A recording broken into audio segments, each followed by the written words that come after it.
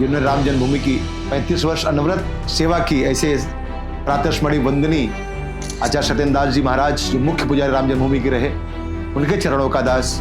कलयुग में सबसे बड़ा मंत्र राम जी का है। जब बम का दस्ता वहां पहुंचता है, मैं देख ही रहे तो हनुमान जी खुद उसको वायर को काट रहे हैं। बाकी सब भगवान को भगवान कहा गया है जी, मर्यादा पुरुषोत्तम सिर्फ राम जी को कहा गया है। क्यों ऐसा?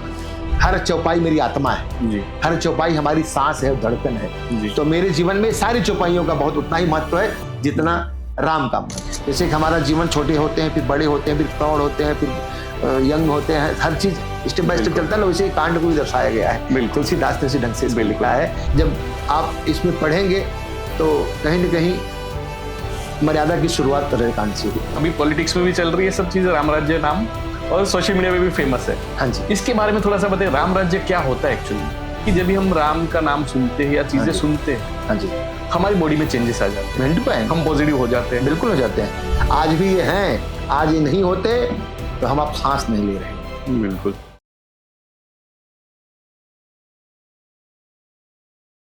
आपका स्वागत है एक ऐसे पॉडकास्ट में जहां सनातन धर्म के इतिहास, पुराणों की कथाएं, ब्रह्मांड की रचनाएं और दैनिक जीवन में निभाई जाने वाली धार्मिक परंपराओं को सरल शब्दों में आपके सामने रखते हैं। आज हमारे साथ है आचार्य सत्येंद्र दास जी के दास अरविंद दास जी हमारे साथ बैठे हैं। आज हम उनसे बात करेंगे राम जी के बारे में, रामायण के बारे में, रामचरितमानस के बारे में। जय जय श्री राम। आप सभी को हृदय से प्रणाम। मैं आपका दास अरविंद दास आप सबको प्रणाम करता हूँ। राम जी के चरणों की सेवा अनवरत 29 साल से चल रही है। मेरे भगवान, मेरे आराध्य, जिन्होंने राम जन्मभूमि की 35 वर्ष अनवरत सेवा की, ऐसे प्रातस्मरणीय वंदनीय आचार्य सत्येंद्र दास जी महाराज जो मुख्य पुजारी राम जन्मभूमि के रहे, उनके चरणों का दास। अरविंद उपाध्याय गुरु जी मेरा पूरा नाम है और छोटा सा मैं समाज भी सेवा करता हूँ पूरे भारतवर्ष में। जो दिन दुखी जरूरतमंदों के आंखों के आंसू को पोंछने का छोटा सा प्रयास करता हूँ।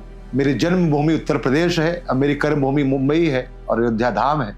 सभी का मंगल की कामना के साथ हम सब आगे बढ़ रहे हैं और प्रभु की कृपा 2026 में सबके ऊपर राम की कृपा बरसे जो अब तक नहीं बरसी, क्योंकि राजा रामचंद्र जी पूर्ण रूप से एक दिव्य भव्य नव्य अपने जन्म स्थान पर विराजमान हो चुके हैं, जिसके लिए हमको 550 वर्ष संघर्ष करना पड़ा।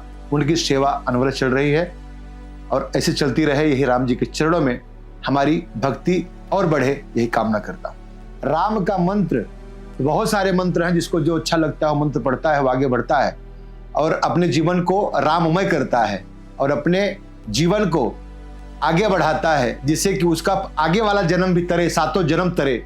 ऐसा प्रभु राम के मंत्र में बड़ी शक्ति है, बड़ी दिव्यता है, मगर उसका मन कैसा है वो जानने की आवश्यकता है। साथ ही साथ जो नहीं पढ़ा है लिखा है, सिर्फ अगर वो राम राम ही कहता जाए तो उसका जीवन 100% तरेगा। उसके सबसे बड़े उदाहरण है जिन्होंने रामचरितमानस, वाल्मीकि रामायण लिखी। इस वाल्मीकि जी जिन्होंने मरा मरा कह के शब्द को अपने आप के जीवन में उद्गारित किया और साथ ही अपने जीवन को कृतार्थ किया और इतने बड़े भक्त बने कि ऐसा भक्त राम जी का कोई बना नहीं। तो बहुत बड़ी भक्ति राम के चरणों में है। राम एक ऐसा नाम है, उनके नाम से ही हर व्यक्ति का मन पवित्र हो जाता है, हर व्यक्ति का चरित्र पवित्र हो जाता है, हर व्यक्ति के मन में हर माँ बहन बेटियों के प्रति उद्गार उत्पन्न होता है कि वो भी मेरी माँ है, वो भी मेरी बहन है, वो भी मेरी बेटी है। ये शब्द ऐसा है, अगर मनुष्य हृदय से, आगाज से 5 मिनट भी शांत भाव से इसको अनुग्रहित करे। मंत्र बहुत सारे हैं, अपना अपना विचार मंत्र का है। मंत्र अगर कहने जाऊंगा तो बहुत सारे मंत्र हैं, मगर राम एक ऐसा शब्द है, वो अपने आप में मंत्र है। क्योंकि बहुत लोग कान में राम राम ही में मंत्र देते हैं, तो बहुत लोग हरिओम मंत्र देते हैं। हर महापुरुष लोग, हमारे महाराज जी थे, हमको राम राम ही का मंत्र कान में दिया उन्होंने। तो राम मंत्र, राम नाम ही अपने आप में एक ऐसा मंत्र है जो एक बीज मंत्र है। राम का नाम ही बीज मंत्र है। तो यही कामना करूंगा कि ये जो राम का मंत्र है, हर सनातनियों से आग्रह करता हूं, आपको अगर कुछ नहीं आता है, राम राम ही कहते चलिए, मन के अपने अंदर उद्गार व्यक्त करिए और राम में आपका जीवन 100% होगा। मगर आपका चरित्र, आपका भाव आपके मन में कैसा है वो आप पर निर्भर करता है, हर भक्त पर निर्भर करता है। उसी के साथ, क्योंकि राम सब में समाये हैं, राम सब में बसे हैं, राम सबकी आस्था का प्रतिबिंब है, राम सबकी आस्था का केंद्र बिंदु है। यही कामना करता हूं कि राममय जीवन कर लीजिए, जीवन आपका तर जाएगा और अगले जन्म में आप राम भक्त ही कहलाएंगे, ऐसा मुझे पूर्ण विश्वास है। कलयुग में हर व्यक्ति सोचता है कि शॉर्टकट मनी, शॉर्टकट पैसा जल्दी से अर्जित करके जीवन को आगे बढ़ाया जाए, जबकि द्वापर त्रेता सतयुग में ऐसा कहा गया है कि भक्ति, चिंतन, उसके बाद आपका उद्गार, आपका जीवन तभी आगे तरता है जब भक्ति होती है। ऐसा हर जगह सतयुग द्वापर में उल्लेख है। पर कलयुग में हर युवा, हर बहन, हर बेटी सोचती है कि अगर एक व्यक्ति आगे बढ़ रहा है और कैसे आगे बढ़ रहा है उसके संघर्ष को नहीं देखती है। तो राम कलयुग में एक ही मंत्र कहा है प्रभु ने संतों महंतों के द्वारा, ऋषि मुनियों के द्वारा, कलयुग केवल नाम आधारा, जपह जपह मनुष्य उतर ही पारा। तो मेरा कहने का तात्पर्य है मनुष्य के हर कष्ट दूर हो जाएंगे कलयुग में अगर मन को हृदय से राम जप करिए। आप प्रभु के चरणों में कोई कार्य करिए, राम के नाम को समर्पित करके वो कार्य करेंगे तो आप विश्वास करिए, उसका सबसे बड़ा उदाहरण मेरा जीवन रहा है। हर संघर्ष को झेलते हुए हमने प्रभु राम के चरणों में अपनी आस्था को केंद्रित किया, केंद्र बिंदु, उनको राम जी को केंद्र बिंदु में रखा। और सुंदर कांड जैसे पाठ को अगर आप जीवन में करते हैं, जैसे आज स्वयं मंगलवार है, मेरे जीवन का 376वां मेरे माता जी का संकल्प है और आपकी भी माता जी का संकल्प हो सकता है। जितने भी मनुष्य इस चीज को देखेंगे, समझेंगे, तो मैं आपसे कह देना चाहता हूं कि भैया आप अगर सुंदरकांड, हनुमान चालीसा का पाठ, और एक हनुमान चालीसा के पाठ में एक बीज मंत्र है, कवन सो काज कठिन जग माही, जो नहीं हो तात तुम पाही। और एक और मंत्र है, जब आप अपने घर से निकलते हैं या आते हैं जाते हैं तो ध्यान दीजिएगा, प्रविश नगर की जय सब काजा, हृदय राग कौशलपुर राजा, चलत विमान कोलाहल होई, जय रघुवीर कहाई सब कोई।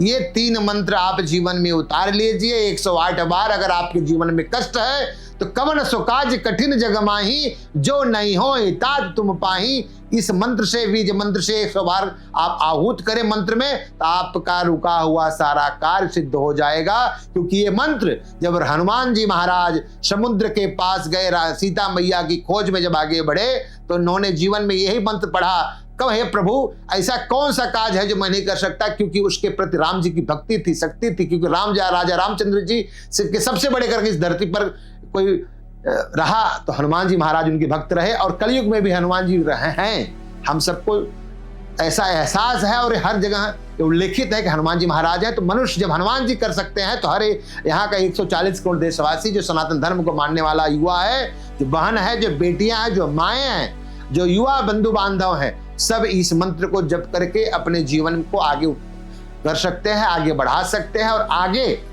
अपने जीवन को मंगलमय कर सकते हैं। जिनका परिवार सुखी होगा, उनका संतान सुखी होगा, उनके माता पिता सुखी होंगे। कितना मैं आपको अपने जीवन में हुई घटना के बारे अवगत होकर के मैं आपको ये अपना वक्तव्य दे रहा हूं कि कलयुग में सबसे बड़ा मंत्र राम जी का है।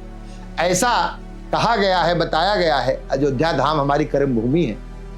आप सबने देखा होगा जब 2005 में आतंकवादियों का हमला हुआ, सबसे बड़ा उदाहरण जीवन का हनुमान जी का है। आपको बता देना चाहता हूं कि हर जगह का आतंकवादियों को रखा, फिजूल को हटा दिया गया, डिस्पोज कर दिया गया। बम दस्तक ने आके, बम का जो दस्ता होता है जो डिफ्यूज करता है, वो आकर के हर जगह किया। मगर हनुमान जी महाराज हनुमानगढ़ी में देख ही रहे तो हनुमान जी खुद उसको वायर को काट रहे हैं जब बम का दस्ता वहां पहुंचता है। इससे बड़ा उदाहरण क्या चाहिए। साक्षात पूरे विश्व के कोने में चले जाइए, मगर हनुमानगढ़ी जो हमारे महाबली सरकार है, जो मेरे पूज्य महाराज आचार्य सत्येंद्र दास जी महाराज उसी पीठ से है, उसकी चरणों का दास हो, तो मैं भी उसी पीठ का हूँ, तो जाहिर सी बात है उस पट्टी का हूँ। तो भैया पहले राम जी की चरणों की सेवा, हनुमान जी की सेवा करते थे। राम जी की सेवा करने से पहले हमारे महाराज जी आचार्य सत्येंद्र दास जी महाराज। तो भैया आज हनुमान जी हम सबके बीच में है। कोई भी काम आप करिए तो हनुमान जी के निमित्त करिए। अगर हनुमान जी के निमित्त कर दिया तो राम जी का काम हो गया।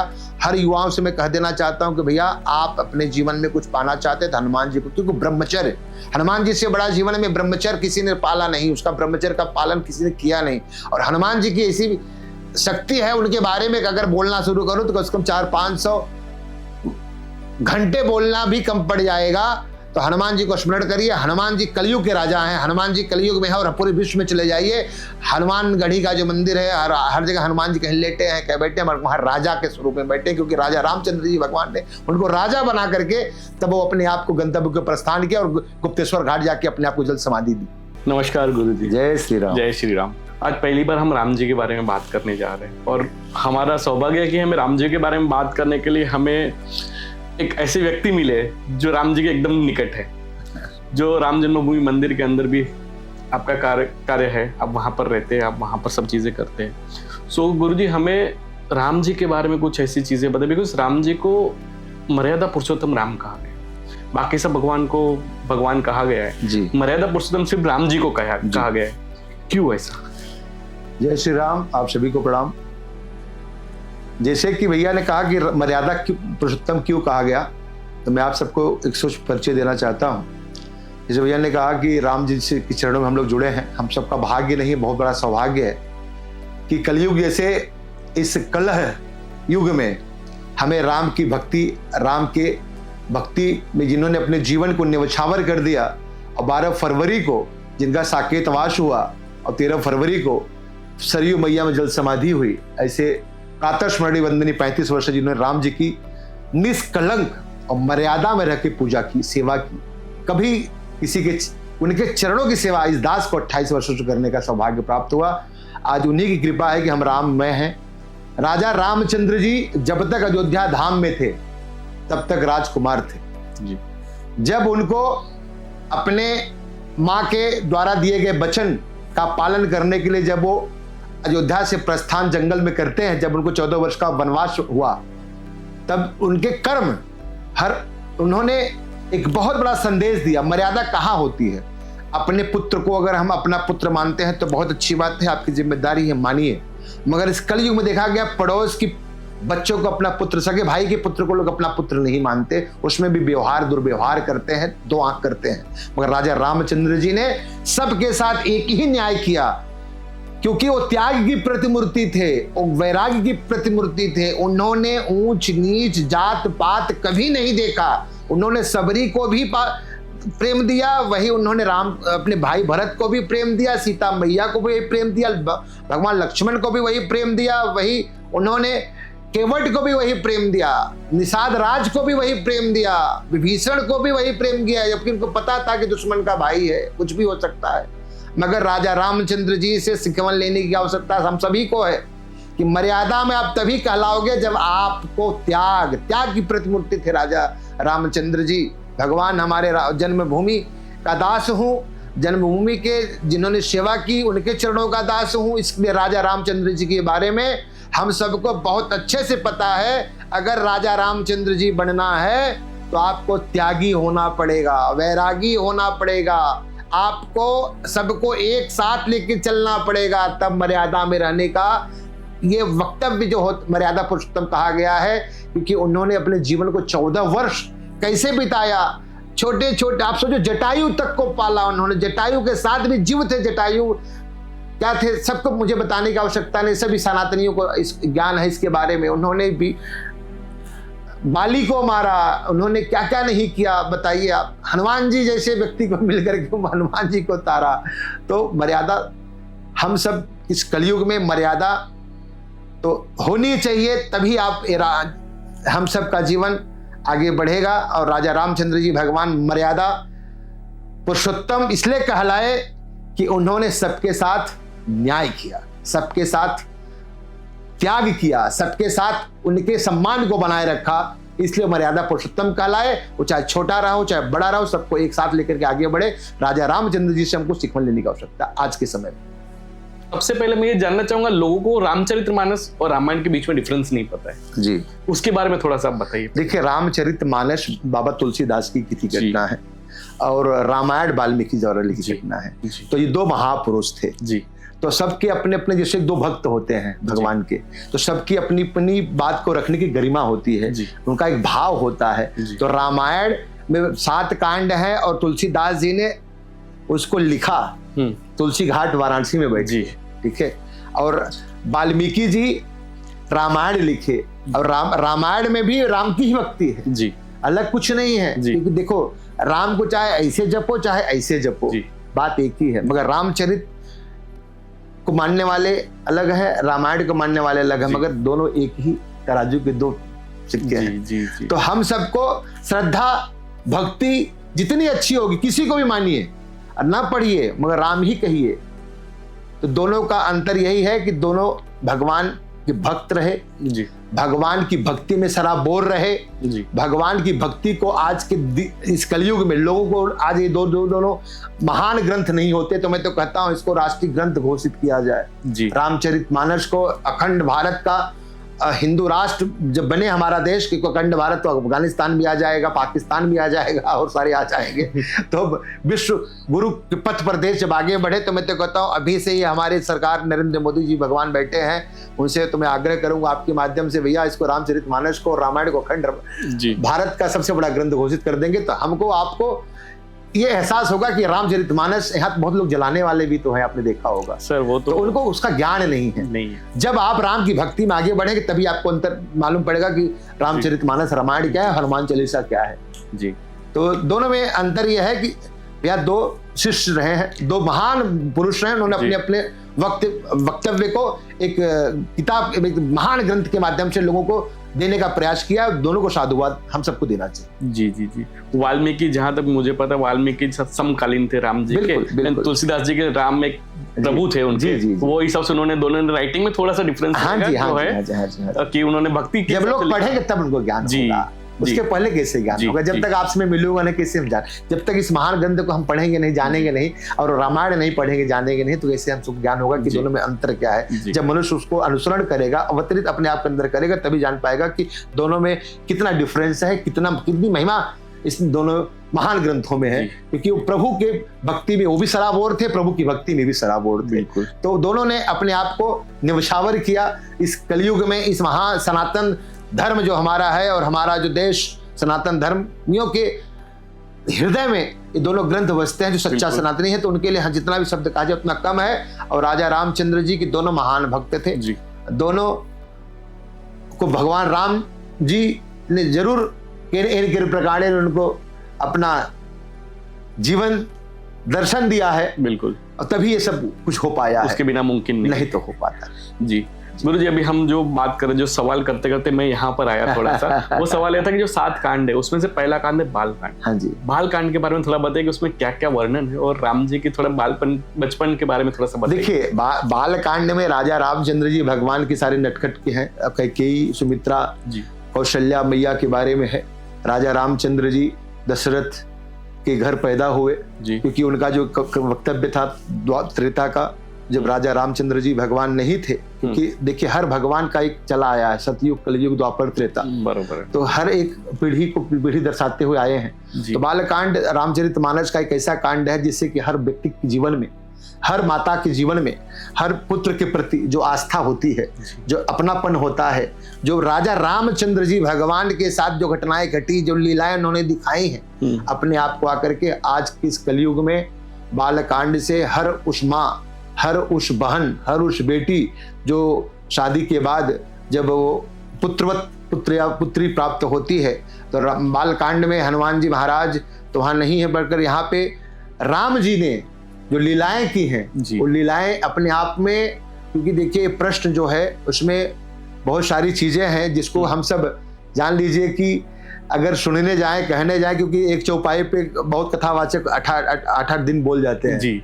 तो इसमें भी हम लोग बोलने जाएंगे तो बहुत सारी चीजें हैं। मगर आज के जीवन में बालकांड एक ऐसा कांड रहा है कि एक गरिमा, एक प्रेम, माँ का जो अटूट प्रेम रहा है, पिता का जो अटूट प्रेम रहा है एक बच्चे के प्रति, वो दर्शाने का प्रयास किया गया है इस बालकांड में। बालकांड की हर चौपाइयां अगर माताएं जान जाएं तो गर्भ में बेटियां नहीं मारी जाए जी, बिल्कुल, गर्भ में पुत्र को नहीं संवारा जाएगा, बिल्कुल। बालकांड से हर आज के कलयुग में हर माँ को, हर बेटियों को, हर बहन को पढ़ने की आवश्यकता है।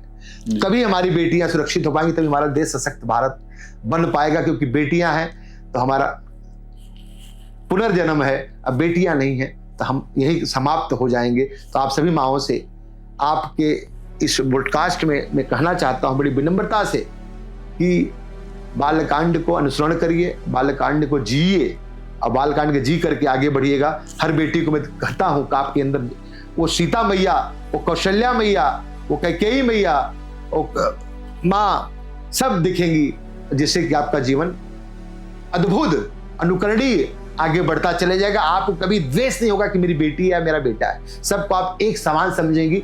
बालकांड में वो भक्ति है, वो शक्ति है, हर बेटी के लिए, हर युवाओं के लिए। गुरुजी, बालकांड में आपका एकदम नजदीकी, जो आपको एकदम पसंद आया, ऐसा कोई वर्णन, ऐसा कोई लीला राम जी की? देखिए कैसा होता है, लीलाएं तो देखिए बहुत हैं। आप कैसे मेरा हर देखिए कैसा होता है कि हर एक चौपाई, हर एक दोहा, हर एक वक्तव्य, राजा रामचंद्र जी का एक वर्ड भी हमारे लिए उतना ही है। कोई उसमें कुछ भी ऐसा कुछ भी नहीं, तो कोई फिल्म नहीं है जी। ये एक आस्था का केंद्र है जी। और कोई भी चीज के साथ हम अन्याय नहीं करते, क्योंकि हमारी हैसियत नहीं है कि उतना बड़ा मैं नहीं हूं कि चीजों को मैं कहूं कि भैया आपका किसी कोई फेवरेट हो, ऐसा नहीं। राम जी की हर लीला, उनके पुरुष तन में जो उन्होंने जन्म लिया, हम हमारे साथ के लिए भाग्य का विषय है कि भगवान राम आते हैं ऊपर से और पुरुष रूप में आकर के हम सब पापियों को तारने का प्रयास करते हैं। जैसे कृष्ण भगवान का आपने बताया, कृष्ण भगवान की लीला आपने सुनी होगी, जानी होगी, बिल्कुल वैसे राजा रामचंद्र जी की जी लीला रही है तो आप बहुत आनंदित है। और हर चौपाई में उनके जीवन के आत्मसात अगर आप सुनेंगे, हर चौपाई मेरी आत्मा है जी, हर चौपाई हमारी सांस है, धड़कन है जी। तो मेरे जीवन में सारी चौपाइयों का बहुत उतना ही महत्व है जितना राम का महत्व है। गुरुजी, आज की जनरेशन को हाँ, बालकांड से कुछ सीखने जैसी बात 100% सीखना चाहिए। मैंने आपको पहले ही कहा, गर्भ में बेटियां नहीं मारी जाएंगी जी। हर युवाओं को सीखने की आवश्यकता है, क्योंकि आजकल देखो, बड़ी बात नहीं कहूंगा, बुरी अन्यथा मत लेना सनातनी भाइयों, सुंदरकांड या रामायण चौपाई कहीं होता है तो लोग जाते हैं तो मोबाइल में लग जाते हैं जी। ध्यान से कोई अनुसरण नहीं करता। किसी के यहाँ खंड रामायण का पाठ होता है, आज के जीवन में लोग कहते हैं साल में कुछ अच्छा भगवान कर देते हैं, मानता मानते हैं, किसी के यहाँ बच्चा पैदा होता है, कुछ होता है तो कहते हैं कि चल रामचरितमानस का कर देंगे, और इसको उसको किसी ऐसे गवैया को बुलाते हैं जो मुंह में पान खाए रहता है, कुछ कुछ करता रहता है, जिंदगी रखता है। ऐसे व्यक्ति से कभी जीवन में आपको रामचरितमानस नहीं करवाना चाहिए। अच्छे किसी वक्ता से, अच्छे ब्राह्मण से करवाना चाहिए जो भगवान का भक्त हो, जो बहन बेटी को, माँ को अपनी माँ बहन बेटी समझता हो, जो मर्यादित हो, जिसका निष्कलंक जीवन हो, उनसे रामचरितमानस सुनना चाहिए। बालकांड हर कांड अपने आप में नहीं, मगर आज के युवाओं को मैं कह देना चाहता हूँ भैया, एक चौपाई में बालकांड में देखिए पहला ही अध्याय है बालकांड का। एक चौपाई से मैंने पहले आपसे पहले रील में कहा था कि भैया एक वर्ण है किष्किंधा कांड में, कवन सुकाज कठिन जग माही जो नहीं होता तुम भाई।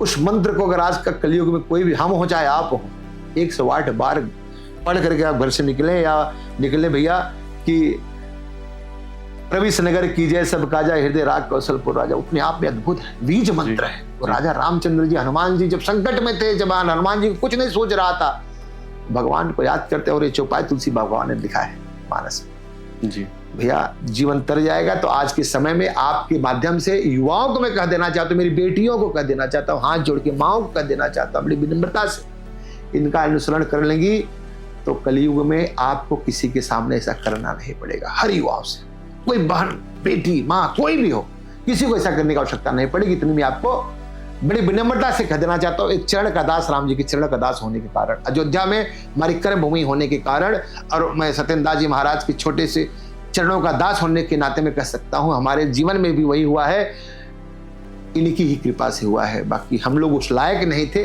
कि हम लोग कुछ पा पाते, मगर हाँ जीवन में अगर आज कुछ है तो कोई कांड हो हमारे लिए, वो कांड हृदय में है। मगर सुंदर कांड की सबसे बड़ी महिमा बताई गई है, बट बाल कांड भी उससे कहीं कम नहीं जी। सुंदर कांड तो कहीं सरल होगा। हाँ जी। गुरु जी, अब हम सेकंड कांड पे आएंगे, अयोध्या कांड पे। अयोध्या कांड में क्या चीजें बताई गई जहां से, जैसे मैंने आपको पहले ही कहा कि आज की जनरेशन को क्या सीखना चाहिए? देखिए अयोध्या कांड कैसा है, अयोध्या कांड में भगवान बड़े होते हैं जी। अयोध्या कांड में हर भाई बड़े होते हैं, बिल्कुल। हर भाइयों का एक चरित्र दिखाया गया है, अयोध्या की महिमा बताई गई है जी। अयोध्या के बारे में लोगों को सजाया गया, क्योंकि अयोध्या देखिए विश्व में कहीं भी रह लीजिए, काशी की महिमा है, प्रयागराज की महिमा है, मगर अयोध्या की महिमा, गंगा जी की महिमा है, मगर सरजू भगवान की महिमा अलग है। सरजू घाट की, सरजू नदी की महिमा अपरंपार है, बिल्कुल। उसकी महिमा से हम आप बच नहीं पाएंगे जी। और अयोध्या अपने आप में, अयोध्या राम जन्म भगवान की जन्मभूमि है जी। और राम जन्मभूमि होने के नाते हम सबका ये दायित्व बनता है कि अयोध्या कांड से, अयोध्या से कहते हैं कि विश्व में कहीं भी बसो मगर अयोध्या में बसे तो लाख करोड़ों कल्प के बराबर अयोध्या में एक पांव रख देने से आपका जीवन तर जाता है। ऐसा अयोध्या, बिल्कुल। हाँ, जान लीजिए। तो राजा रामचंद्र जी के चारों भैया हो, तीनों मैया हो, और चाहे अयोध्या दशरथ भगवान ने जो एक संदेश दिया है समाज को अयोध्या में जी, वहां से ही निकला है सब कुछ जीवन। बिल्कुल। अयोध्या से ही जीवन जीने की कला निकली है।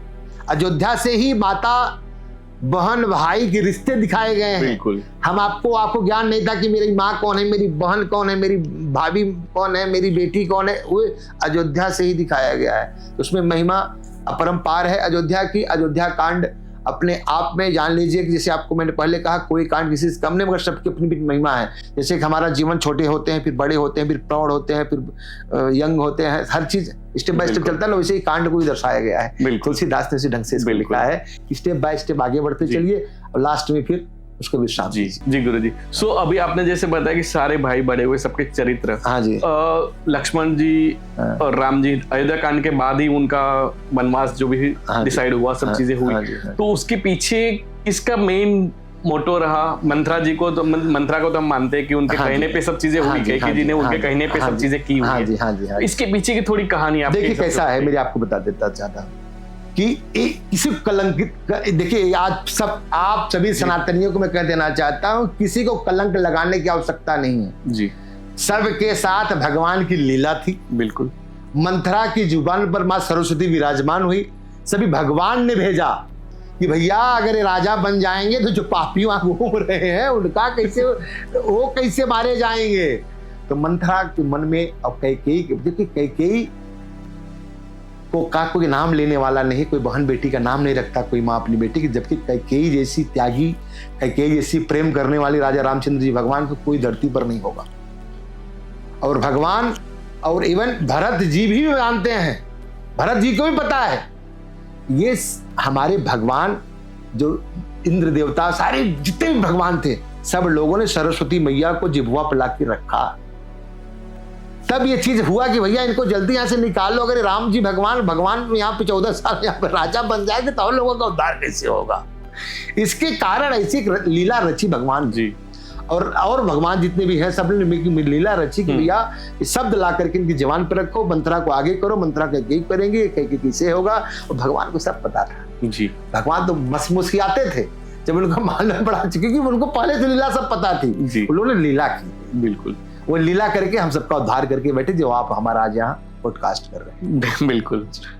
गुरुजी, वही अभी आपने जैसे बताया कि कैकेयी का और राम जी का जो रिश्ता था, प्रेम अटूट था, अद्भुत, वो माँ पुत्र से भी कहीं अधिक बहुत था, बहुत ज्यादा, क्योंकि बालकांड में हमने वो सब चीजें सुनी। हाँ जी, बिल्कुल। और यहाँ पर भी हम देखते हैं कि भरत जो है जी, उनका और राम जी का एकदम निकट रहा। बिल्कुल कि राम जी के जाने के बाद भी उन्होंने अपने खुद को राजा नहीं माना, बिल्कुल नहीं माना। उन्होंने राम जी के पादुका को अपने क्या बोलते हैं सिंहासन पर रख लेके जी, तो वहां पर रख के उन्होंने राज किया हुआ है, खुद के हिसाब से नहीं किया। बिल्कुल। और लक्ष्मण जी राम जी के साथ गए हुए वनवास के लिए। जी। ठीक है, तो सीता जी भी साथ में गए हुए। सीता जी और राम जी गए, समझ में आया। लक्ष्मण जी गए जी। लक्ष्मण जी की जो पत्नी उर्मिला जी जी, वो वहां पर नहीं जा पाई। उसके पीछे का कुछ हमें बताइए। देखिए कैसा होता है, देखिए तब मर्यादा हुआ करती थी जी, बहन बेटी की लज्जा हुआ करती थी।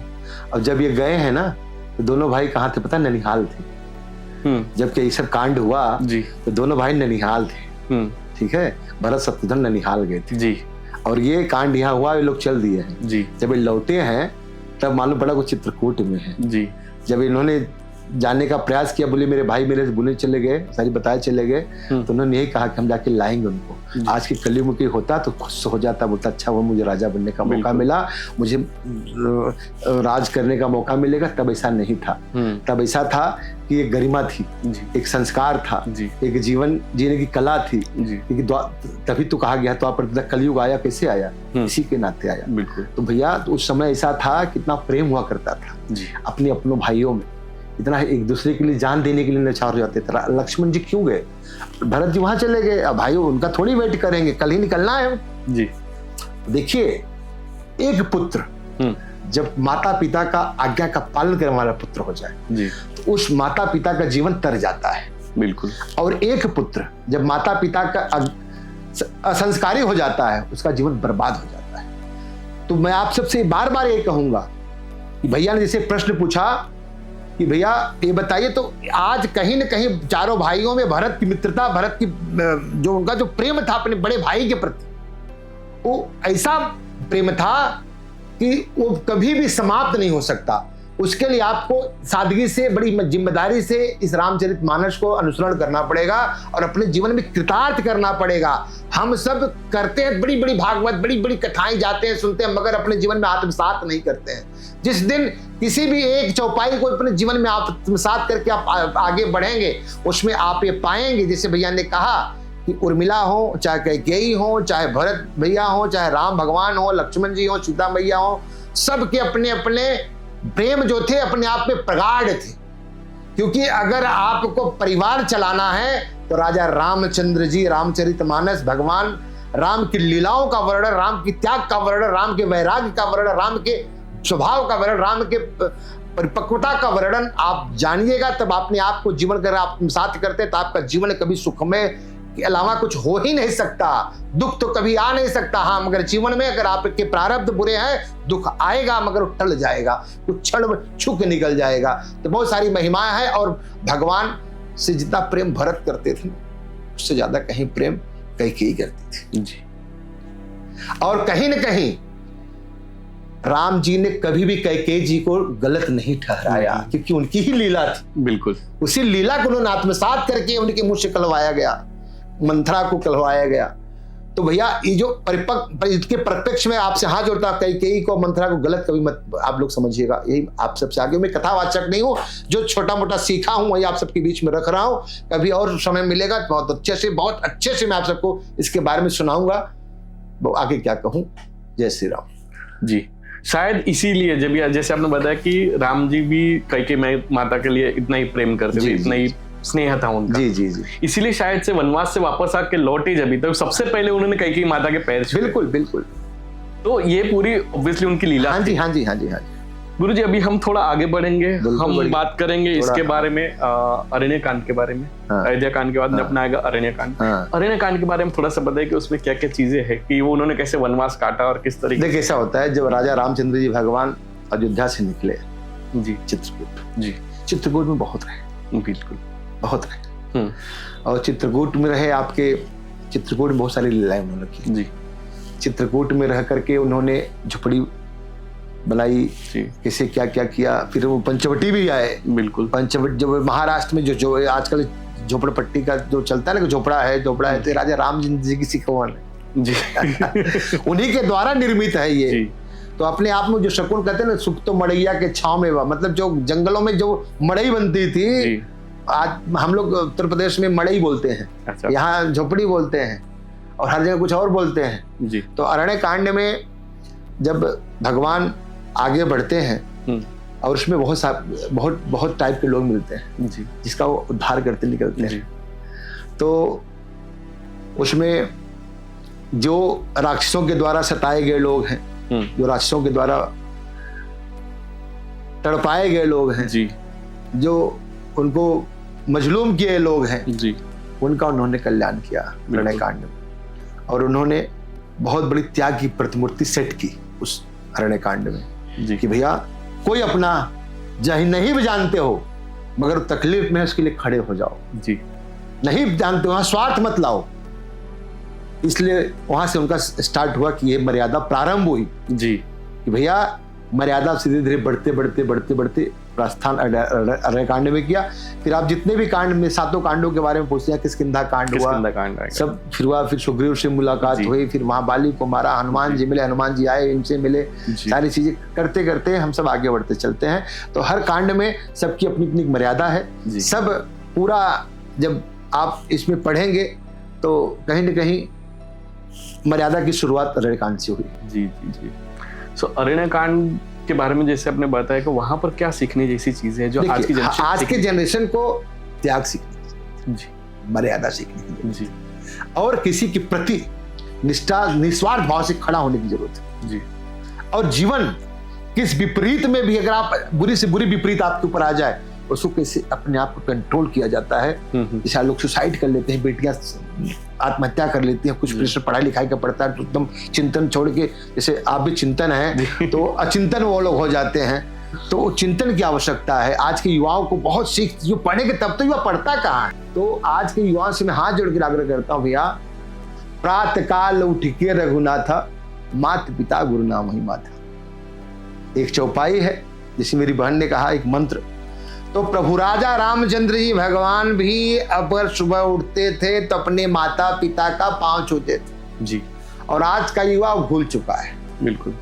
तो आज मैं कहता हूं पुनः, प्रातः काल उठ के रघुनाथा, अरे मात पिता गुरु ना वही माथा।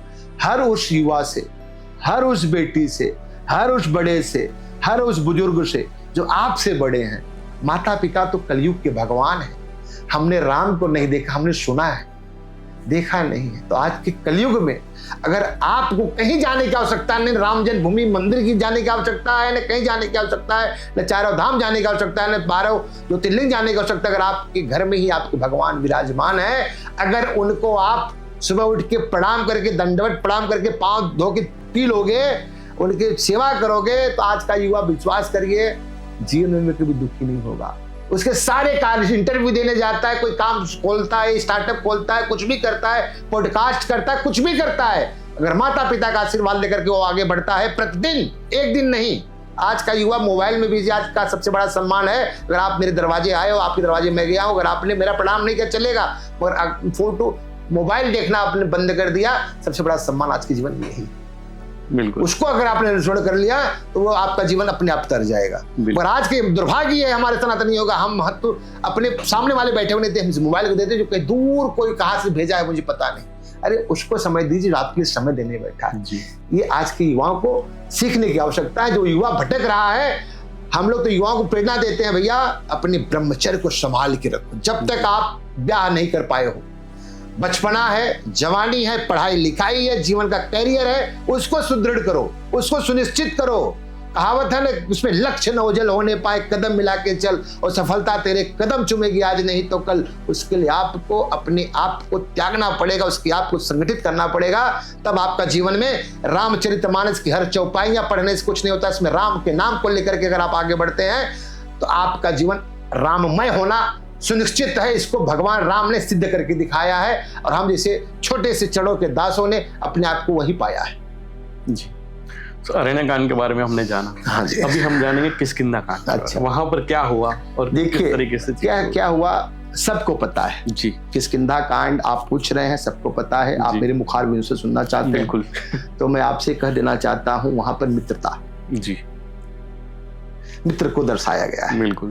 वहां पर छोटा बड़ा नहीं बताया गया है, वहां समभाव दिखाया गया है। आज के डेट में कोई बड़ा पैसा वाला बन जाता है फर्जी, जो बचपन से संस्कारी होता है, पैसा वाला होता है, वो कभी घमंड नहीं करता है। जो नया नया बना होता है ना, तो अपने आप को दबाने का, गरीबों को दबाने का प्रयास करता है। मित्रता दिखाई गई किष्किंधा कांड में, सुग्रीव के साथ मित्रता, हनुमान जी के साथ मित्रता, भक्ति दिखाई गई, शक्ति दिखाई गई है, मंथन दिखाया गया है। और वहां पर एक नारी के साथ हो रहे अन्याय को वहां बाली को बद्ध करके दिखाया गया है कि अगर किसी पराई नारी को छेड़ोगे, अगर सगी उनकी पत्नी को छेड़ोगे मित्र के, मारे जाओगे।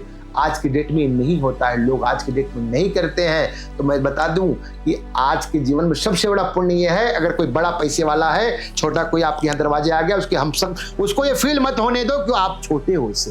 वहाँ किष्किंधा कांड में ये बताया गया है। तो आज आपके माध्यम से कह देना चाहता हूँ कलयुग के लोगों से, भैया आपके दरवाजे पर कोई भी आता है, दीन दुखी, मजलूम, असहाय, दिव्यांग, कोई भी आता है, उसको ऐसा एहसास कराओ कि तुम छोटे नहीं। मगर लोग 90% यही कर रहे हैं, यही कर रहे हैं। एक गरीब को गरीब बता रहे हैं, एक अमीर अमीर बनता जा रहा है, जबकि ये नहीं होना चाहिए। राम राज्य में ये नहीं था। ये था कि हम सब बराबर हैं, क्योंकि राम जब बैठते थे सबको लेके साथ बैठते थे, वहाँ छोटे बड़े वहाँ कोई नहीं हुआ करता। मगर जो आज हो रहा है वो गलत। जैसे हम आप देखो लेबल पे बैठे हैं, बिल्कुल ये होना चाहिए। ये दिखाया गया किसकिंदा जी, अब मित्रता दिखाई गई है। मित्र कैसा होना चाहिए वो दिखाया गया है, भक्ति कैसी होती है वो दिखाया गया है। क्योंकि राम जी किष्किंधा कांड में तो हनुमान जी से मिले जी, वहीं से उनका शुरुआत हुई। और मेरे आंखों में पानी आना शुरू हो जाएगा क्योंकि जब मैं वर्णन करूंगा हनुमान जी का त्याग, हनुमान जी की भक्ति दिखाई गई है। और आज के कलयुग में मैं कहना चाहता हूं कि सभी को उस किष्किंधा कांड को पढ़िए, उस एक शब्द को, दोहे को अनुसरण करिए। हमने तो बहुत अनुसरण किया है, क्योंकि आज हमारे मुंह से कोई भी वक्तव्य निकलता, कोई बहन बेटी मिलती है, अगर मेरी भाई की छोटी है तो मुझे बेटी दिखती है, अगर किसी बहन की, क्योंकि हर चीज किष्किंधा कांड में बताया गया है।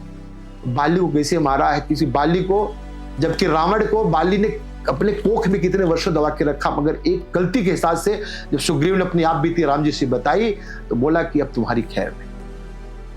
तो आज के डेट में भी होना चाहिए। हर राजाओं को करना चाहता हूँ, हर मंत्रियों को, हर नगर सेवक को, हर सब लोग करना चाहता हूँ। अगर आपके घर में अन्याय कोई हो रहा है, समाज में अन्याय हो रहा है, तो आप पक्ष सत्य बोलने की ताकत रखो। पैसा खा करके असत्य का साथ देने का प्रयास मत करो, भ्रष्टाचार मत करो। आज के डेट में भैया राम जी से सीखो, क्योंकि ये पॉडकास्ट ब्राह्मणों के ही नहीं लेने, सनातन धर्म का पॉडकास्ट है।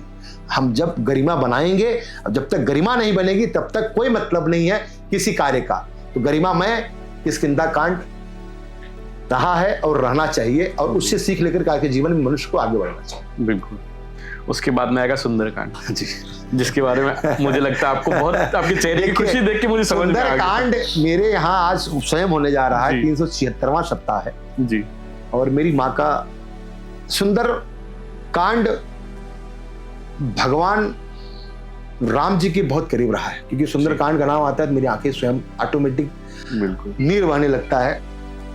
तो मैं यही कहूंगा कि हनुमान जी महाराज जब सीता मैया का पता लगाते लगाते अशोक वाटिका में पहुंचते हैं, और अशोक वाटिका में पहुंचने के बाद जब माँ को लगता है, और माँ एक तड़पती हुई, बिलखती हुई, एक असहाय महिला, मेरी मां सीता मैया, जहां दुश्मनों के चंगुल में फंसी, जहां कोई नहीं, कोई, तब तो आजकल तो इलेक्ट्रॉनिक जमाना है, सब कुछ है, आज मालूम पड़ जाता है, मगर तब का जमाना कुछ और था, जबकि रामचंद्र सब पता था। भैया सुंदरकांड जैसा जीवन में कोई कांड नहीं, बिल्कुल। और सुंदरकांड की 60 दोहे अपने आप में 60 अरब की पूंजी है, पूंजी, बिल्कुल। उसमें सब कुछ दिखाया गया है जी। तड़प,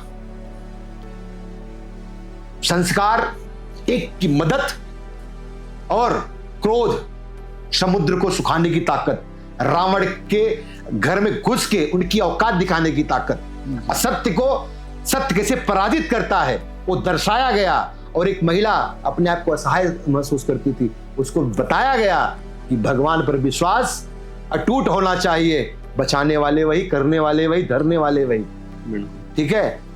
विनय न मानत जल दिगर जल कहे दीन दिन बीत, बोले राम सकोप तब भय बीन होई न प्रीत। अगर कोई व्यक्ति आपको परेशान करता है, बार बार धमकी देता है, आप अवॉइड करते हो, अवॉइड करते हो, अवॉइड करते हो, अवॉइड करते हो, आपको 100 गाली कोई देता है, क्योंकि महाभारत में आपने देखा होगा जरासंध ने 100 गाली भगवान को दी, भगवान ने नहीं बोला, 101 बात गर्दन काट दिया। तो वैसे ही हमको, आपको भी, हर व्यक्ति को जीवन में असत्य हो रहा है, किसी बहन बेटी की आबरू लूटी जा रही है। आज के डेट में मैं देखता हूं लोग वीडियो बनाने का काम करते हैं जी, कि मेरा वीडियो वायरल हो जाए, मुझे व्यू मिल जाए, मुझे गोल्ड प्लेटिनम मिल जाए, मेरे को यूट्यूब वाला ये दे दे, वो दे दे, गोल्डन जुबली हो जाए। लोग बचाने का काम करिए प्रभु, वीडियो मत बनाइए, वीडियो कोई और बना लेगा। आपका दायित्व बनता, कहीं अन्याय हो रहा है, कूद पड़ो, लड़ पड़ो, शासन प्रशासन संविधान की ताकत से उसको आगे बढ़ाओ। ये सिखवन सुंदरकांड का सिखवन है, और सुंदरकांड की हर चौपाई मनुष्य के जीवन को मंगल ही मंगल बनाती है, क्योंकि सुंदर ही सुंदर बनाती है। सुंदरकांड अपने आप में अनुकरणीय है। सुंदरकांड जैसी चौपाइयां जान लीजिए भैया कि आपका जीवन, अगर आप सुंदरकांड में पढ़ लीजिए, और सुंदरकांड अगर व्यक्ति कोई अपने घरों में करता है, उसकी आयु बढ़ती है, उसके दुख दूर होते हैं। कोई भी मां गर्भ से नहीं हो पा रही है, उसको गर्भ से हो जाती है। कोई भी दरिद्र होता है, वो धनवान हो जाता है।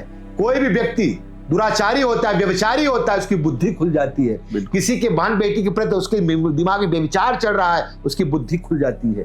तो बहुत कुछ चीजें सुंदरकांड में बताई गई हैं, और सुंदरकांड जो अपने जीवन में कर लिया चिंतन भैया, उसका जीवन अपने आप में राममय हो गया। बिल्कुल। हनुमान जी की पूरी जो ताकत है, जो शक्ति है, वो सुंदरकांड में पूरी बताई गई है। ये यही प्रभु है हमारे जी, यही इनकी कृपा है। और आज हमारे जीवन में जो आप देख रहे हैं, इन्हीं कृपा है। बिल्कुल, क्योंकि सबसे बड़ा जीवन मैंने झेला है। हनुमान जी महाराज नहीं होते तो आज आपको मैंने कल बताया था कि महाराज जीवन में हमारी बेटी के साथ क्या क्या बहुत अद्भुत रहा है। गुरुजी, हमारे जीवन में तो वो करीब होंगे, क्योंकि राम जी के जीवन में सबसे करीबी ये थे। बिल्कुल, अगर आपने इनको अनुसरण कर लिया, राजा रामचंद्र जी को आप पा गए। बिल्कुल, इनका साथ मिल गया, इनके चरणों की सेवा आपने कर ली, तो आप ध्यान दीजिए कि आपको राम जी से भी मिलने की आवश्यकता नहीं है। परम शिष्य है राम जी की जी। आज भी ये हैं, आज ये नहीं होते तो हम आप सांस नहीं ले रहे होते। बिल्कुल। गुरुजी, सुंदरकांड के बाद में आएगा अपना लंका कांड। लंका कांड के बारे में थोड़ा सा बताइए। देखिए, लंका कांड में क्या हुआ आपको पता है। हनुमान जी महाराज गए, हनुमान जी महाराज ने पूरी सेना पहुंच गई लंका कांड में। सारा सिस्टम देखा आपने, कैसे कैसे हुआ। अक्षय कुमार लोगों को क्या क्या हुआ, लंका जलाई गई, क्या क्या सारी चीजें आगे बढ़ती गई। बिल्कुल। उसके बाद में विभीषण का आना हुआ, विभीषण का जाना हुआ, बहुत सारी चीजें हुई। तो ये कथा, राम कथा की तरफ हम सब आगे बढ़ रहे हैं जी। तो लंका कांड, लंका के बारे में बताया गया। सोने की लंका कैसे बर्बाद हो गई, किसी के अहंकार का सर्वनाश कैसे हुआ, जबकि एक पत्नी की बात हर मनुष्य को माननी चाहिए। उसमें रावण जी की पत्नी ने इतना समझाने का प्रयास किया, मगर उन्होंने नहीं माना। विभीषण ने समझाने का प्रयास किया, नहीं माना। कुंभ ने समझाने का प्रयास किया, नहीं माना। अहंकारी व्यक्ति, दुराचारी व्यक्ति। तो लंका स्वाहा हो गई। तो आज के जीवन में आपके परिप्रेक्ष्य में कह देना चाहता हूं, कोई भी अहंकारी हो, अहंकार में 3 गए, रावण, कौरव, कंस ना मानो, देख लो जाकर। इसलिए हर व्यक्ति को अहंकार नहीं करना चाहिए, हर व्यक्ति को नम्र रहना चाहिए, हर व्यक्ति को, क्योंकि कोई भी चीज सेट नहीं होती, परमानेंट नहीं होती। लंका जबकि कुबेर ने गिफ्ट किया था ब्रह्मा जी को, ब्रह्मा जी ने दे दिया रावण को जी। तो कहीं ना कहीं हमको आपको भी अहंकार नहीं करना चाहिए। लंका कांड में लंका का नाश देखा आपने। लंका में पैसे पहुंच करके हनुमान जी ने तांडव मचाया, राजा रामचंद्र जी भगवान पहुंच करके कैसे उनका क्या क्या किए, सबको सर्वविदित है। तो मेरे मुखारबिंद से मैं यही कहूंगा, आज के परिप्रेक्ष्य में सबको पता है लंका कांड। तो भैया प्रश्न पूछ रहे हैं, उनका मैं साधुवाद करता हूं, और सनातन धर्म की ध्वजा ऐसी पूरे विश्व में फैले, ये कामना करता हूं। और साथ ही साथ लंका कांड को आप सब आत्मसात करिए, उसमें देखिए कि सत्य और असत्य, आज के डेट में सत्य और असत्य, किसी अधमरे को मार दिया जाता है, वहां भी गरिमा रखी गई, जबकि भगवान स्वयं विद्यमान थे। लड़ाई लड़ी जाती थी तो रोक दिया जाता था, शाम होते होते किसी के ऊपर अत्याचार नहीं किया जाता था। और आज के डेट में क्या हो रहा है, सगे भाई को सगा भाई मार रहा है, बाप बेटे को मार रहा है, बेटा बाप को मार रहा है, बेटा बड़े भाई को मार रहा है। ये सब चीजें सीखने की आवश्यकता है, और जितना भी आप लोग सीखेंगे, आपके जीवन में कभी कष्ट नहीं होगा। और आप अहंकार मत पालिए, हाथ जोड़ के रख के आगे आप सबसे। जीवन में सबको अपनी माँ समझिए, सबको अपनी बहन समझिए, सबको अपनी बेटी समझिए। छोटा हो उसको भी सम्मान दीजिए, बड़ा हो उसको सम्मान दीजिए, अपने बच्चे को सम्मान दीजिए। किसी से बदतमीजी से बात ना करें, अच्छे से बात करें, संस्कारी से बात करें। जब घर से निकले तो मालूम पड़े फलाने का बेटा जा रहा है, देखो कितना संस्कारी है, किसी को जवाब तक नहीं देता, किसी को अमर्यादित नहीं बोलता। आज के बच्चों से मैं हाथ जोड़ के बेटियों से आग्रह करना चाहता हूँ, मित्र पालो, बॉयफ्रेंड मत पालो। मित्र पालना अच्छी बात है, बॉयफ्रेंड नहीं पालना। गलत लोगों के साथ संगत में कभी मत जाना। आप कॉलेज पढ़ती हो, कॉलेज स्टूडेंट हो, जो भी हो, आपके परिप्रेक्ष्य में कहना चाहता हूँ, क्योंकि मेरी भी एक बेटी है, मेरा भी बेटा है, हम तो वही सीख देते हैं कि सबको अपना भाई समझो, अपनी बहन समझो, अपनी माँ समझो। किसी के साथ अमर्यादित मित्र होना अच्छी बात है। मित्र के पास आगे मनुष्य बढ़ता है, तब वहां नाश होने का कार्य प्रारंभ होता है। व्यभिचारी व्यक्ति जब नहीं होना चाहिए इसके लिए, क्योंकि हर समय आपका आएगा, आपका भी शादी होगी, आपका ब्याह होगा, अपने ब्रह्मचर्य को जितना संभाल के आप रखोगे आपका जीवन उतना आत्मसात होगा, उतना अच्छा होगा। क्योंकि प्रभु कैमरे से तो हम आपको बता रहे हैं और प्रभु कैमरा ऊपर से देख रहा है। आपके माता पिता आपके मन की बात नहीं जानते और प्रभु आपकी बात को जान रहे हैं और शाम तक परिणाम उसका रिजल्ट आपको देंगे ही देंगे। और व्यक्ति जो पढ़ रहा है कभी फेल नहीं होता, क्योंकि पढ़ने वाला व्यक्ति आएगा तो किसी किताब से ही आएगा। 7 कांड भैया पूछ रहे हैं, इसी किताब में सब कुछ है, मगर हम उसको शॉर्ट में सिंपल में समझाने से सब कुछ समझ में आ जाए। ज्यादा मैं क्या कहूँ, आप लोग खुद समझदार। जय श्री राम। जी गुरु जी, अभी 7वां कांड आएगा उत्तरकांड। जी, उत्तरकांड के बारे में थोड़ा सा बताइए। देखिए, कहीं लोगों को शायद नहीं पता होगा। देखिए उत्तरकांड कैसा है, राजा रामचंद्र जी विजयी होते हैं। जी, ठीक है। राजा रामचंद्र जी विभीषण को लंका का राजा बना करके जब प्रस्थान करते हैं, जी, ठीक है, अयोध्या उनका आगमन होता है और खुशहाल जीवन तब मर्यादा पुरुषोत्तम वहां से स्टार्ट होता है, क्योंकि अच्छा। मर्यादाओं को लेकर के तब वहां से प्रस्थान करते हैं। जी, और कहीं न कहीं उत्तरकांड ना जी, उत्तरकांड को भी हम लोग सुंदरकांड से कम न समझे। जी, मैंने पहले कहा आपको, हर कांड अपने आप, क्योंकि सुंदरकांड बिल्कुल। बार बार सुनते सुनते लोगों को हो जाता है, बट क्योंकि उसमें संघर्ष रहा है। उत्तरकांड में विजयी जी, होने के बाद जैसे हम चुनाव लड़ते हैं आज के परिप्रेक्ष्य में से, अब महानगर पालिका का चुनाव है 15 तारीख को, सब अपना अपना अनुष्ठान देंगे, अपना अपना वोट देंगे, महायज्ञ है ये भाई महानगर पालिका का। तब वो भी राम जी के ऊपर विजय प्राप्त करके राज सबको अपना आशीर्वाद, पहले तो गए हैं तो हर कांडों में सबको मारे हैं, पीटे हैं, सबको सेट किए हैं, सबको आगे बढ़ाए हैं। इसमें जीत के बाद जब लौटे हैं, जी, जीतने के बाद लौटे, फिर भी देखिए उनकी नम्रता देखिए। इसलिए मतलब जब कुछ मिल जाए मनुष्य को और शांत हो जाना चाहिए। बिल्कुल। न कि अहंकार करना चाहिए, मैं तो रावण को जीत लिया, मैं तो कौरव मतलब बाली को जीत लिया, मैंने उनको। ये नहीं, राम जी ने मर्यादा बताई। जी, हमको आपको आज के डेट में यही करने की आवश्यकता है। आज सबसे बड़ा उदाहरण आपके देश का सबसे बड़ा उद्योगपति मुकेश अंबानी का परिवार देख लीजिए। लोग कहते हैं पैसा मिल गया, रुपया मिल गया, आप अहंकारी हो जाते हैं, तो 4 करोड़ बैंक बैलेंस हो गया, आप अहंकार में बदमस्त हो जाते हैं, किसी को नहीं समझते हैं। मगर मुकेश अंबानी का परिवार आज भी भगवान के चरणों में ऐसा करता है। आपका देश का प्रधानमंत्री भगवान के चरणों में नतमस्तक होता है, जिसका मतलब यह है कि भगवान से बड़ा धरती पर कोई नहीं है, भगवान की आस्था से बड़ा कोई व्यक्ति नहीं है। पैसा रुपया तो कुछ क्षणभंगुर है, मगर भगवान के प्रति आस्था अगर आपकी अटूट है, आपके जीवन में मंगल ही मंगल होगा। इसके सबसे बड़ा कर्णयुग उदाहरण आपने बड़े बड़े उद्योगपतियों को देखिए। बहुत लोगों को तो मैं नहीं जानता, जिसको मैं जानता हूं उनका देखा, उनकी भक्ति देखी है। उनको क्या जानने की आवश्यकता है। लोग कहते हैं राम जी के समय नहीं। आज के लोगों को, मिडिल क्लास के लोगों को पूछोगे तो कुछ समय नहीं मिलता। अरे भैया, जिसने आपको पैदा किया 24 घंटे, जिसने आपको इस दुनिया में ला करके आप आंखें सांस दे रहा है, हवा दे रहा है, पानी दे रहा है, लाइट दे रहा है, बिजली दे रहा है, उसको आप भूल कैसे सकते हैं भैया? 2 घंटा ने 2 मिनट अच्छे से तो निकाल लो। इसलिए मनुष्य दुखी है। ये राम जी ने उत्तरकांड में सारी बातें समझाई हैं और बताई हैं। पढ़े हर व्यक्ति जाकर के, मेरे बताने से आप शायद ना समझे, मगर आप जब पढ़ेंगे, अब इसमें तो अर्थ नहीं है, इसमें तो सिर्फ चौपाई है और दोहा है कि हर युवाओं को मैं संदेश देकर के, भारत के हर सनातनी, सच्चे सनातनी को, कच्चे को नहीं। बिल्कुल। क्योंकि सनातनी वो होता है जो मांस ना खाए, मदिरा ना खाए, ब्रह्मचर्य पे रहे, दारू ना पिए, सिगरेट ना पिए, नशेड़ी रहे न भंगेड़ी रहे, अच्छा रहे। उसी का भगवान भी सुनते हैं। जी, ध्यान दीजिएगा। आप नशा करोगे तो किसी की बहन बेटी नहीं पहचानोगे, किसी का दारू पियोगे तो कौन सा मांस है वो भी नहीं समझ पाओगे कि मांस गाय का मांस कोई खिला रहा है कि बकरे का खिला रहा है कि सूअर का खिला रहा है। इससे चाहे सनातनी बनो ना। मुझे बड़ा गर्व होता है कि भैया उत्तरकांड जैसा इस बार 2026 मनाया गया। हमारा काल नहीं था, हमारा तो 19 मार्च से चालू होगा जी, नया साल जी। मगर हमारे युवाओं ने जो धड़कन को अच्छा कर दिया कि राम जी के चरणों में भी इतनी भीड़ थी। मैं तो वहां था, 31 तारीख को प्राण प्रतिष्ठा का 2य वर्ष था, हमको रहने का सौभाग्य मिला। जिस दिन 25 तारीख को झंडा वंदन हुआ उस दिन भी रहने का सौभाग्य मिला, प्राण प्रतिष्ठा में भी रहने का सौभाग्य मिला।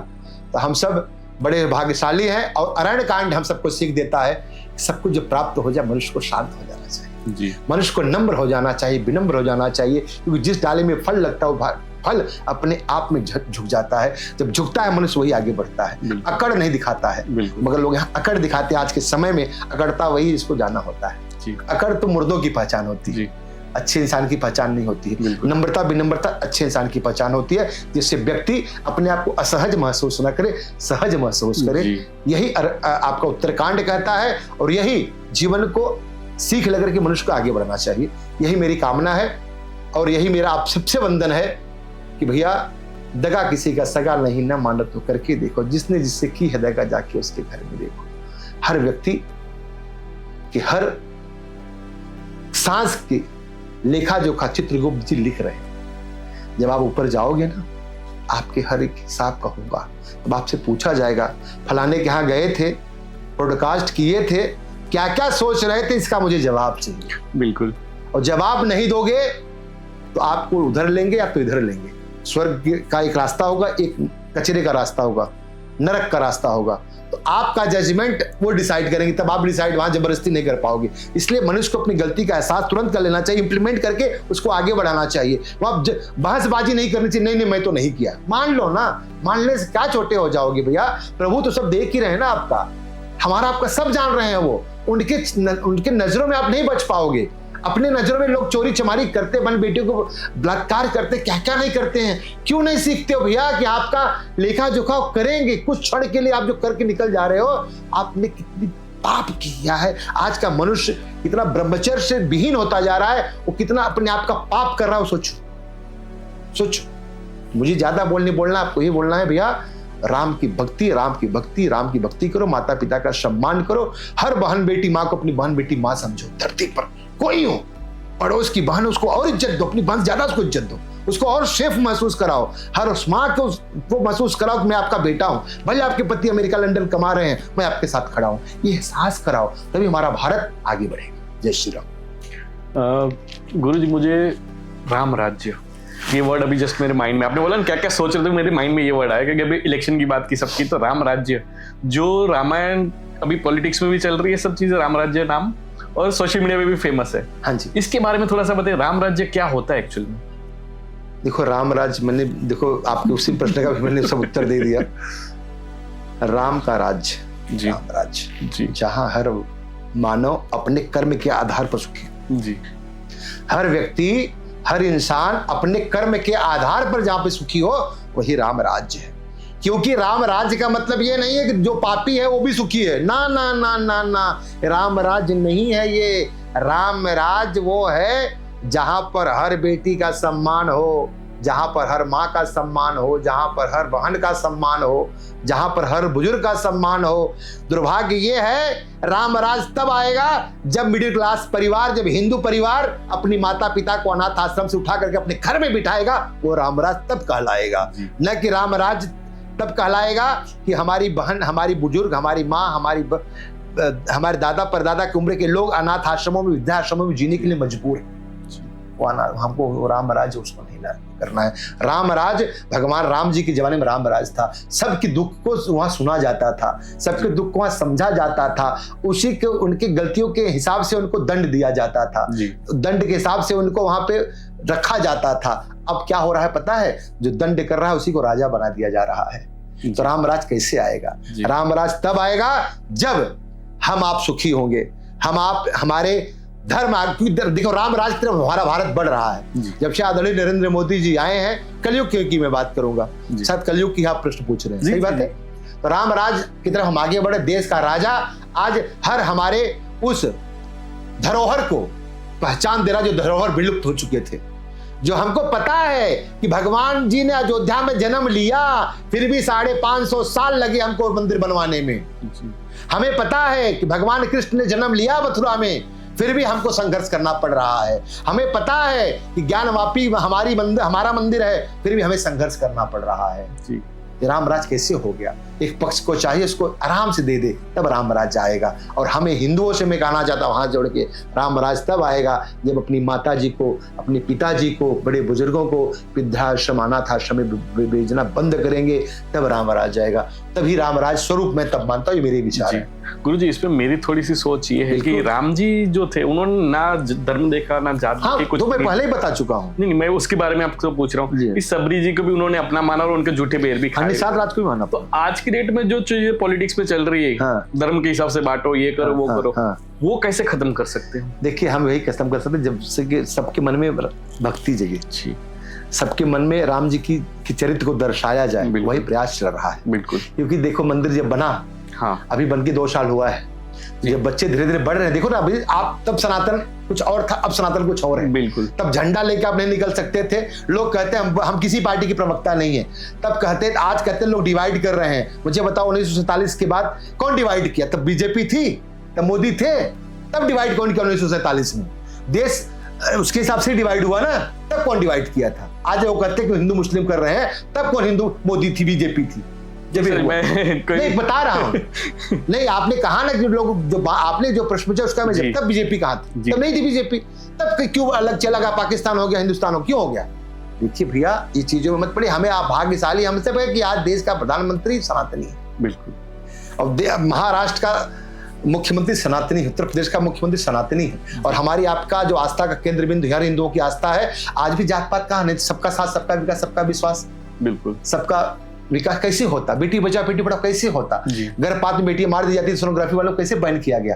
तो कहीं ना कहीं एक रास्ता तो बनाया जा रहा है। बिल्कुल, बिल्कुल। तो हमारा रामराज आएगा, पूर्ण विश्वास है कि भैया आप 50% की तरफ हम लोग बढ़ चुके हैं जी। आने वाले समय में जब देश का प्रधानमंत्री को योगी बनेगा, तब रामराज आना ही आना है, इसको कोई रोक नहीं सकता। बिल्कुल गुरुजी, राम के नाम पे मुझे कुछ चीजें और याद आ रही कि राम से पहले भी राम का नाम है। बिल्कुल है, राम अनादिकाल से जी, अनंत काल से है, क्योंकि राम, आपको मैं पहले बता दिया कि राम के पहले भगवान कृष्ण थे जी। भोलेनाथ तो राम ही है ना जी। राम जी को तो स्मरण किया ना भोलेनाथ, राम जी को भोलेनाथ नहीं किया, भोलेनाथ राम जी को जी, दोनों एक दूसरे के बराबर है। हाँ, राम तो पहले से, राम तो अनादिकाल से है, राम तो सनातन है जी। जब ये ब्रह्मांड है तब से राम चले आ रहे हैं जी। राम तो अनंत है जी, अविनाशी है, अनादिकाल से राम जी। हाँ। राम जो एक वर्ड है वो वेदों में भी पाया जाए, 100% पाया जाएगा। ठीक है, हाँ। वही राम जो है उन्होंने ही दशरथ जी के यहाँ पर जन्म ये किया है। बिल्कुल बिल्कुल। तो उनके नाम से पहले, मतलब उनके जन्म से पहले उनका नाम चलते आ रहा है। बिल्कुल चलते रहे। तो शायद से वही चीजें है कि जब भी हम राम का नाम सुनते हैं या चीजें सुनते हैं, हाँ जी,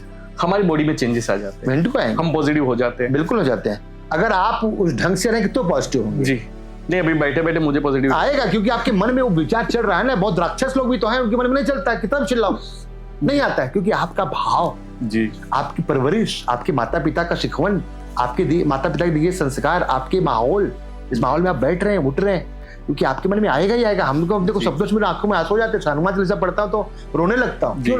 क्योंकि भगवान में ही हम लोग विलीन हो जाते हैं। तो जो व्यक्ति भक्ति में रहेगा, जो सनातनी रहेगा, उसको भाव 100% प्रभु के उत्पन्न होंगे ही होंगे, क्योंकि आप भगवान के करीब हैं। जी जी गुरुजी, आज आपने हमें बहुत सारी चीजें बताई राम जी के बारे में, और आज की जनरेशन को क्या सीखना चाहिए। रामायण आई थिंक जो सारे सनातनियों ने पढ़ी होगी, उनको सब पता ही होगा, बट आपके मुख से कुछ ऐसी चीजें हमें समझने मिली, सीखने मिली, जो आज की जनरेशन को काम आगे, जो समझाना जरूरी। बिकॉज आज के डेट में लोग नहीं पढ़ते, नहीं देखते। उसका रीजन एक है कि उनको समझता नहीं कि इसमें मुझे क्या फायदा लेना है, जो आपने उनको बहुत ईजी वर्ड्स में बता दिया। आपका बहुत बहुत शुक्रिया कि आपने इतना टाइम दिया हमें, और हमारे साथ आप बैठे इतनी देर। मेरा भाग्य है, मेरा सौभाग्य है, आप जैसे सनातन धर्मी ऐसे ही अच्छे अच्छे लोगों के पॉडकास्ट लेते रहें, और युवाओं में, बड़े बुजुर्गों में, ऐसा नहीं कि बड़े बुजुर्गों को भी सीखने की आवश्यकता नहीं है, आजकल बड़े बुजुर्गों को भी सीखने की आवश्यकता है। मैं बहुत सारे स्टूडेंट देख रहा हूँ कि बड़े बुजुर्ग भी बदतमीजियाँ कर जाते हैं जी, तो उनको भी सीखने की आवश्यकता है। हर युवाओं से भी आग्रह करूँगा, अपने धर्म को जाने जी, अपने 4 वेद हैं, वेदों को पढ़ें जी, क्योंकि और जात पात में लोग पढ़ते हैं, हमारे जात पात में लोग सुनी सुनाई बात करते हैं जी। सोशल मीडिया में इस मोबाइल के अंदर अच्छी चीज भी है, बुरी चीज भी है। युवाओं से मैं हाथ जोड़ आग्रह करता चाहता हूँ, अच्छी चीजों का अनुसरण करें, अच्छी चीजों को उसको आत्मसात करें, जिससे कि आपका जीवन सुखमय, मंगलमय, राममय, सनातन धर्ममय हो। बोलने से नहीं, करने से होगा, सोचने से नहीं, इम्प्लीमेंट होने से होगा, उसको तुरंत ग्रहण करने से होगा। कथाओं में जाते हैं, कथाओं के वक्तव्य को अपने जीवन में उतार करके अपने परिवार में, अपने समाज में, अपने बड़े बुजुर्ग में, सब में पहुंचाने से होगा। ज्यादा कुछ नहीं कहूंगा, यही कहूंगा कि सनातन धर्मियों कि देश तभी आगे बढ़ेगा जब हम मजबूत होंगे, कट्टर होंगे अपने धर्म के को लेकर के, अपने हिंदुत्व को लेकर के, अपने राष्ट्र को लेकर के, अपने आप को लेकर के। जय श्री राम। तो यह था आज का आध्यात्मिक संवाद, जहां हमने श्री राम जी के बारे में काफी सारी चीजें जानी। उनको आज के जीवन में कैसे उतारना चाहिए इसके बारे में हमने समझा। हमें उम्मीद है कि आपने ज्ञान की कोई नई किरण पाई होगी और सनातन धर्म की कोई बात और भी गहराई से समझी होगी। अगर आपको ये एपिसोड पसंद आया तो बिल्कुल सब्सक्राइब कीजिए और जुड़िए हमारे अगले एपिसोड में, जहां हम फिर एक बार आपके लिए लाएंगे सत्य, श्रद्धा और शास्त्र का संगम।